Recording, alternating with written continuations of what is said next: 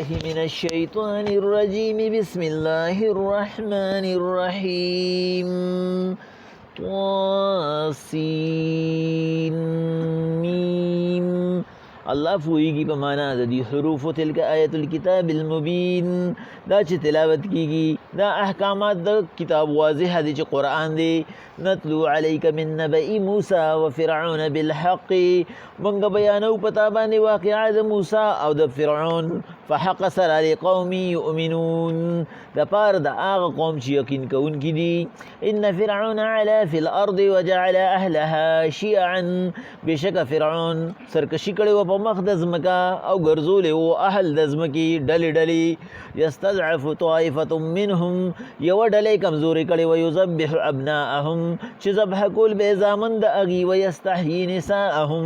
او جوندے بے پر خودلی لون دا اگی. انہو کان من المفسدین دی دیر دحشت گردو. ونريد أن نمن على الذين استضعفوا في الأرض منگا اراده وکړه چې احسان وکړو په هغه خلکو چې ضعیفان کړي شوي دي کمزوري کړي شوي دي په مقدس مکه. ونجعلهم أئمة او منگا اگی مشران کو.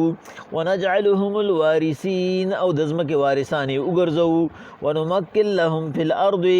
منگا اگی لرا سکونت ورکو په مقدس مکه. ونري فرعون وحامان وجنودهما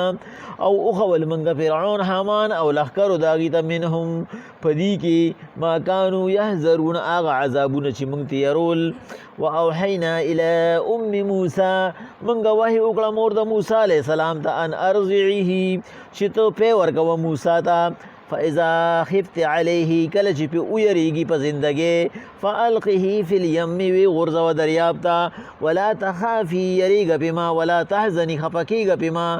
اِنَّا رَعَدُوهُ إِلَيْكِ منگ بیتا تا واپس کو. وَجَاعِلُوهُ مِنَ الْمُرْسَلِينَ او پیغمبر بے جوڑو. دو سورہ نمل نفس سورہ قصص دا دربت او دا مناسبت پا لحاظ سرا پا ترتیبی عثمانی کی لگول شوے دے. اسی د دیخ د نزول خپل درجه چې ده نو هغه 49 دا وروسته سورې نمل نه راغلی دی. قرآن مجید کې په 28 نمبر باندې دی او چونکې په آی کې هم د انبیاء واقعاتو او په آخره کې چې کوم دی نو الله پاک د پیغمبر علیهم السلام واضحه خبره وکړه چې پیغمبر صلی الله علیه وسلم ته دې ته ووایه زه صرف یرونکی یم زه ستاسو ذمہوار نه یم. او پدې کې الله پاک چې کوم دی نو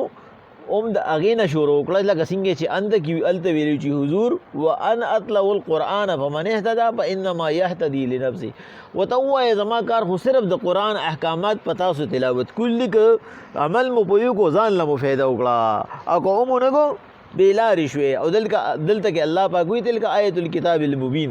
نتلو علیک من نبأ موسی وفرعون. په دې کې محمود الوسی صاحب په روح المانی کې لیکي چې د پیغمبر علیه السلام او د موسی علیه السلام او د پیغمبر صلی الله علیه وسلم ترمنځ مشابهت هغه پر رسالت کې سیوا دی. په دې وجه باندې الله پاک د موسی علیه السلام واقعا دلته کې ذکر کړه. موسی علیه السلام هم د خپل نبوت هغه ابتدایي کلونه هغه په مدین کې تیر کړو. اته کاله الته تیر کړو او بیا د هغې نه پس چې راغی نو په 10م کال هغه ته چې کوم دی بیا الله پاک د فرعون په مقابله کې فتح ورکړه. او پیغمبر علیه السلام هم د خپلې نبوت اته کاله په مکه کې تیر کړو او چې مدینې ته لړو د مدینې نه پې د فاتح په شکل کې په 10م کال راغی. نو د پیغمبر علیه السلام او د موسی علیه السلام د قوم ترمنځ او د دې د رسالت ترمنځ مشابهت ډیر دی. بل موسی علیه السلام قوم کمزوري کړی شوی او د پیغمبر صلی الله علیه وسلم قوم کمزوري کړی شوی. بنو هاشم چې کوم هغه ټول په شب ابي طالب کې راګیر کړی شو. لکه څنګه چې د موسی علیه السلام قوم هغه بن اسرائیل چې کوم هغه فرعون هغه ټول کمزوري کړی. فرعون دو کارونه داسې کړو چې هغه نن سبا زمونږ حکمرانان هم کوي. یو کار یې دا کړی چې الله پاک وایي پیغمبر علیهم الصلاة والسلام ان فرعون علا فی الارض یو په مخ د ځمکه باندې سرکشه او سرکشي لومبۍ نښې څه وه وجعل اهلها شیعا ويستضعف طائفة منهم یو کار یې دا کړی و چې د هغې خپل قوم یې ډلې کړی او دویم په یو ډلې پکې کمزورې کړې وه د فرعون دا دوه لوی کارونه و چې دا نن سبا زمونږ حکمرانانو کې موجود دي دا د هغه د منافقت کارونه و چې هغه خپل قوم ډلې ډلې جوړ کړو چې د یو کس به بل سره نه لګېده د هغوی په منځ کې بغض او عداوت راوستی و داسې خلک یې مقرر کړی چې هغوی به هر وخت یو بل ته لمسول چې دوی په یو بل را اخته یي چې دوی ما ته نه سمیږي که دوی ما ته سمیږي خو زما کورسۍ ته باړمیږي ځکه چې کوم ځای کې اتفاق وي نو اقتدار خو د هغوی نو هغه د خپل اقتدار له د طول ورکولو دپاره الله پاک وایي وجعل اهلها شیعا خپل قوم یې ډلې کړی لکه څنګه چې زمونږ د دې قوم ډلې کړی دی څوک یې پښتون کړی دی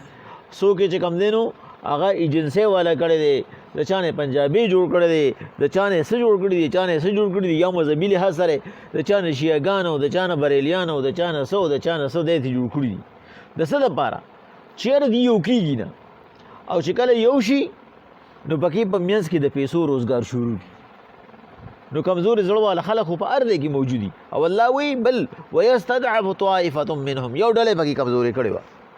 چې هغوی بیا مخې ته نه پرېښودې د کمې ډلې نه چې ورته خطره وه هغوی بیا مخې ته نه پرېښودو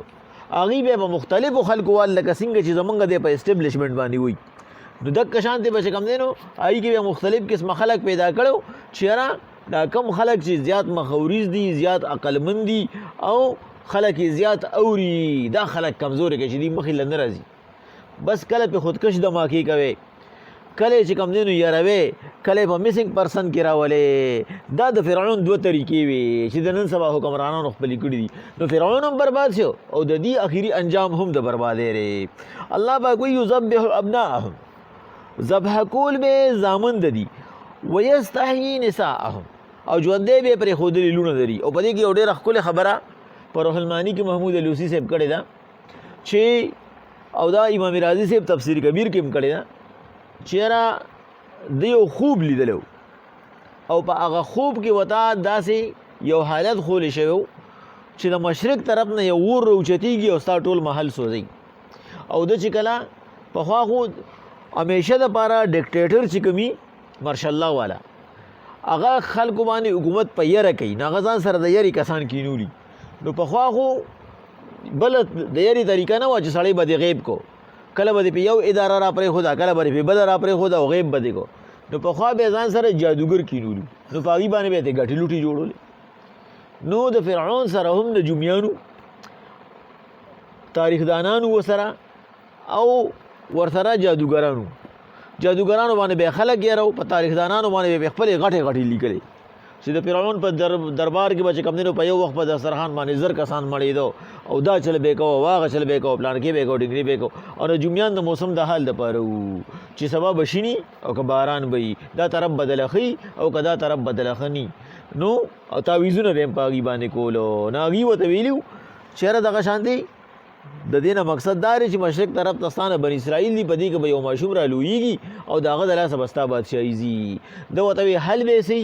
ای چې وله حساب کتاب وباسوي د یو کال ماشومان پرېږده او د یو کال ماشومان وژنه او جنکې هغه د خپل خدمت او د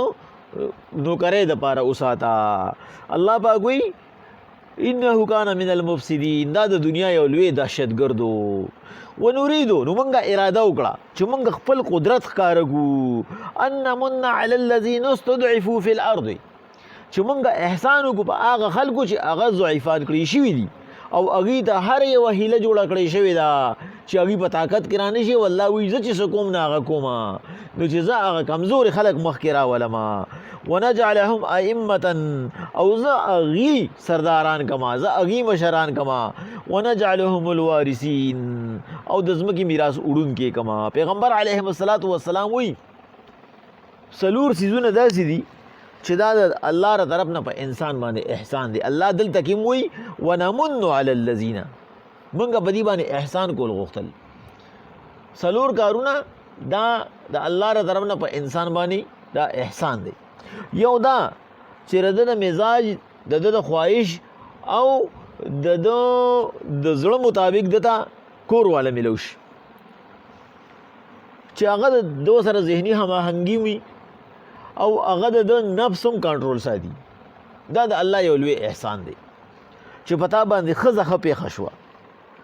نو چې کله ښځه در باندې ښه پېښه شوه بس ستا زندګي په دنیا کې جنت شو. زمونږ یو استاد یو نو هغه به وي تاسو چې کله طالبانو وادو کې نو په لومبۍ شپې باندې چې ستاسو د ښځې دا کم کالي چولي که نه نو دا امیل ترې نه وباسئ او دا په دې خپل ټول بدن باندې راښکئ داسې تر خپو پورې. وی د دې مثال د حجر اسود د کاڼي دی. وی تاسو باندې به د دوزخ اور حرامي ځکه چې وی د دې هم دقه لومبنۍ شپه ده چې دی چولی وي دا بیا دې ته ګوتې کوي نه. وی دا که بیا دې ته ګوتې کوي نو دا به د بل چا دپاره کوي. وی چې د کوره د بل چا کور ته وځي که نه نو وی ځان داسې کوي چې د 1400 کالو جینۍ کي او چې ستا کور ته راشي نو د ملای ګاډي. نو چې د ذهن موافقي او هغه ستا خیال ساتي الله وی دا ستاسو د آرام دپاره ده. نو دا د الله احسان دی پیغمبر صلی الله علیه وسلم وی. دویم چې یو سړي ته رزق په خپل ملک کې ملاویږي، پیغمبر صلی الله علیه وسلم وی دا د الله احسان دی چې یو سړی په رزق پسې مسافري نه کوي، بار ملک ته ورپسې نه ځي، بلکې هغه ته هغه رزق په خپل ملک کې ملاویږي نو دی په دې شکر وباسي. دا د الله احسان دی. بل یو سړي ته ګاونډي نیک میلاو شو، هغه ګاونډي هغه د کور ګاونډي دی، د روزګار ګاونډي دی یا د ځمکې ګاونډي دی. نو پیغمبر صلی الله علیه وسلم وی په ده باندې الله احسان وکړو. او دریم چې اولاد یې تابعدار شي، چې اولاد یې نافرمانه نه چې دی کور ته راشي او 20 ګیلې ورته کور کې پرتي نو د اسم ټول رزړه وشوي او چې بیا ورته ګیلې نو بس هغه بیټې مه بوډه شي. نو الله پاک وی دا څلور د الله احسانات دي چې په دې کې تاسو ته یو میلاو شو نو په دې باندې د الله پاک شکر ادا کړئ. الله وی موږ هم په دې باندې احسان کول غوښتل. ونمکن لهم موږ دې له آبادي ورکړه، ونمکن لهم موږ دې له اقتدار ورکو، موږ دې له کنټرول ورکو، موږ دې له اختیار ورکو فی الارض په مخ د ځمکه. چاله دې بني اسرائیلو له ونوریه فرعون او فرعون ته خودل غختل وهامان او هامان ته وجنودهما او دا غل احکار ته منهم د دینه ما كانوا يحذرون هغه عذابونه چې موږ تیارول. الله وی بن اسرائیل باندې احسان کول غختل او د فرعون ټیم برابر شوی نو هغه ته مخبل عذابونه خول غختل. موسی علیه السلام هغه به د فرعون په باره کې خیره وکړي، خدای پاک دې برباد کی. فرعون براو د خټیک ټاک بورو غرمټ کو. بیان القرآن کې اشرف علی تانوی سیب لیکي موسی علیه السلام یو ورځ د الله نه کله راز لړ د پوسې دی وکړو یا خدای پاکه د خدا سره د خدای دعوه کړې ده د ټولو نه لوی ظلم یې کړی او الله وی د هغه نه لوی ظالم بل نشته چې ما سره شریک جوړ کو. او خدای پاکه زه پیغمبر یم ستا ستا دین خورم زه د په باره کې یو خبر وکړم او هغه ته نه قبلې. الله پاک ورته وی موسی علیه السلام په ده کې یو خصوصي صفت دی چې هغه زما د صفتونو نه دی، دی ډېر زیات سخي دی چې کوم کمزوري خلک دی هغه دربار ته راځي او مفت ته خوري، لنګر کې خوري. بس موسی علیه السلام خو پیغمبر و. موسی علیه السلام فوراً خدای پاکه دا جذبه ته والی، دا صفت ته والی، د سخاوت دا صفت ته نه والی. وی فرعون پسې خپل وزیر راغی حامان ورته وی فرعون ولید نوم یې ورته وی ولید داسې چل دی چې د خلکو اسې وخوړه کارونه ځان لګوي او لنګر زمونږ خوري، کم از کم دا به مقرر که چې ځان له خشاک خوروړي که نه نو لنګر ته خو به هغه خلک راتله چې به سرونه ټیټ کړي نو هغوی کوم ځای کې د کار کسب نو په خشاک باندې کسانو کې کمې راغی. بیا ورته وی دا چلو که دې له لیمټ مقرر کا، 2 روټۍ والا ورکوه، 1 نیمه والا ورکوه، دا نه چې تر مړۍ مړۍ پورې پې پړی نو روټۍ ورته نیمه کړه. بیا ورته وی کوم کسان چې ځان له پخپله اخلي پخلي کولی شي هغه پرېږده، د هغې نه پس چې کم پاتې شو ورته وی دې ته تیلې ورته کړه. وی دا د سړي زامن نه دي. په دې طریقه باندې د فرعون ټول دربار خالي شو. تاریخ دا رالي چې کله د یو بادشاه وزیر هغه هوښیاري بادشاه کامیابي بادشاه دې د جان کمه کوي خو چې وزیر یې هوښیاري او چې کله د یو بادشاه وزیر نالایي کوي نو بادشاه د شل پیرې بهلول دانۍ بربادي فرعون د حامان د لاسه برباد شو بس خو چې څنګه د دا سخا ختمه شوه الله پاک چې کوم دی نو موسی علیه السلام ته موسی علیه السلام سوال دی قبول دی بس اوزه او په دې بادشاهانو کې نوشیروان عادل یادېږي ما دا خبره تاسو ته بار بار کړې ده چې د هغه یو وزیرو د هغه نوم بزرګ جمهرو او عالمو یو ورځ دا نوشیروان د یو ونې د لاندې ناستو ښکار له وتی و دا وزیر ورسره مو په هغه ونه کې بره مرغۍ وه او ډېرې زیاتې چغې والې د مرغو خو دا عادتي او د بادشاهانو هم دا عادتي چې د هر یو شي تپوس کوي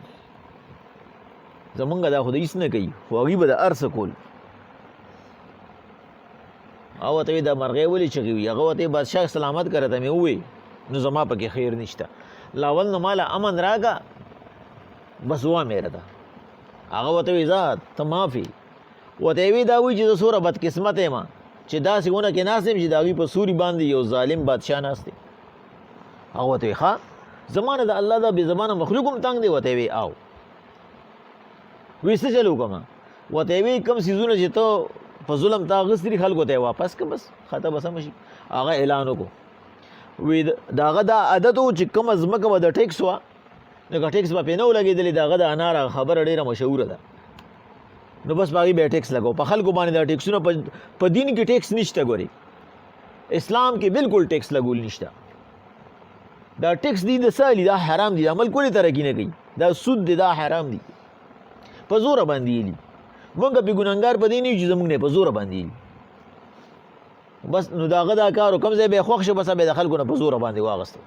لکه د خانانو په شانتې به ورته وي یاره زما د پلار 500 جریبه ځمکه ده او دا 50 جریبه پکې ستا ده دا پکې مړه سي چېرته پټواري راخې جوړې ده دا هم زما ده نه به یې ترېنه واغېسته هغه ټول هر څه واپس کړو صرف د وزیر د هوښیارتیا په وجه باندې الله پاک وایي پیغمبر علیهم السلام واوحینا الی ام موسی ان ارضعه بس چې کله موسی علیه السلام پیدا شو موږ د هغې مور ته دا الهام وکړو موږ د هغې مور ته دا الهام وکړو چې هغه د خپل ماشوم له پی ورکوي الهام څه ته وایي الهام ویلی شي زړه ته خبرې اچولو ته دا و د جبریل علیه السلام اچولې وه خو چونکې د هغه مور خو پیغمبره نه وه په دې وجه دا الهام لکه څنګه چې جبریل علیه السلام مریم بیبي له راغی او ذهن کې ورته خبره واچوله د عیسی علیه السلام په باره کې فاذا خفت علیه چې کله پې ویرېږي چې اوس یې نشم بچ کولی نو فالقیه فی الیم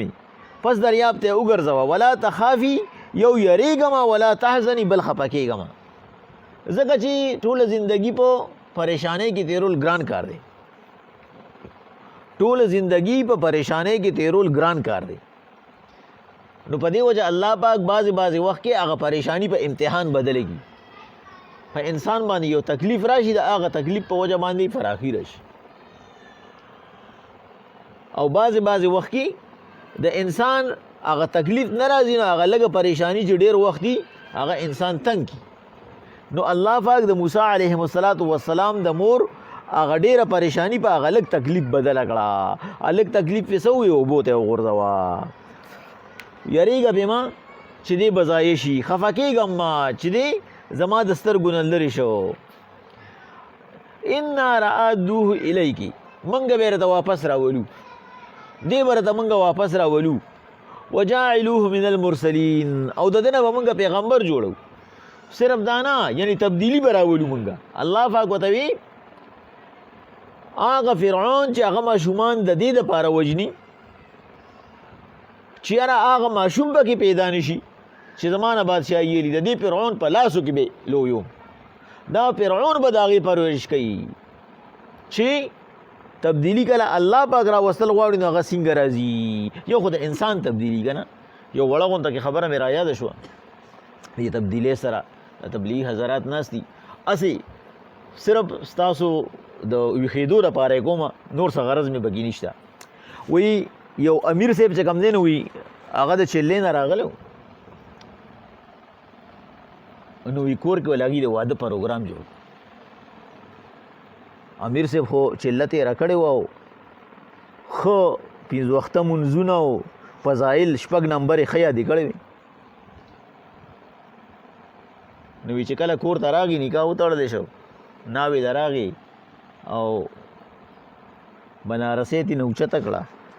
نو یې ورته وی چې تبدیلي به راولو ښه. نو هغې په زړه کې وی چې زه خو راغلی د تبدیلۍ دپاره یم